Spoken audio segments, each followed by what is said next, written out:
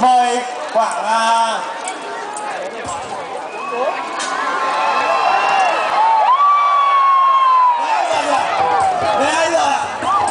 tôi cần khoảng 5 vị tham khảo thông minh nhất. Không, chúng ta cứ đứng ở dưới ạ. Hãy bên này, chốt này, chốt này là không người này, chốt này không người đứng góc này. Một người đứng góc này, một người đứng góc này. Đây, một người đứng đây. Các bạn ơi, đây là 2 người ạ, bên này 2 người ạ. Xin mời hai vị tham khảo. Đứng đây. Xin mời chị. Rồi, ok.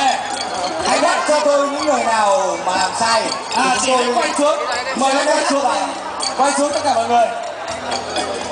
Và máy quay cũng sẽ bắt đầu chúng tôi nhá, máy quay chú ý nhá, máy quay chú ý tập trung nhá. Bởi vì chương trình này, trò chơi này hết sức đặc biệt và có rất nhiều phần quà hấp dẫn. Và chúng ta xin mời tất cả quý vị. Tôi muốn quý vị hãy cùng giơ cái nắm tay mà có cái cờ này này, giơ cái nắm tay mà có cái cờ, đừng cầm cái cờ cái tay đấy. Đấy, tuyệt vời ạ. Rồi ạ. Các bạn hãy làm theo những gì tôi nói, đừng làm theo những gì tôi làm. Đúng không? Hãy làm theo những gì tôi nói. Như tôi nói là gì? Xuống rồi lên, xuống rồi lên, xuống lên rồi lên chẳng hạn.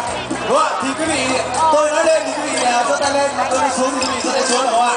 Nhìn chúng tôi nha, nhìn chúng tôi ạ. Hãy nhìn chúng tôi ạ. Các bạn làm thế nào? Hãy làm theo những gì tôi nói, đừng làm theo những gì tôi làm, đúng không ạ? Anh ơi, bây giờ chúng ta xin mời tất cả quý vị. Chơi nha. 2, 3.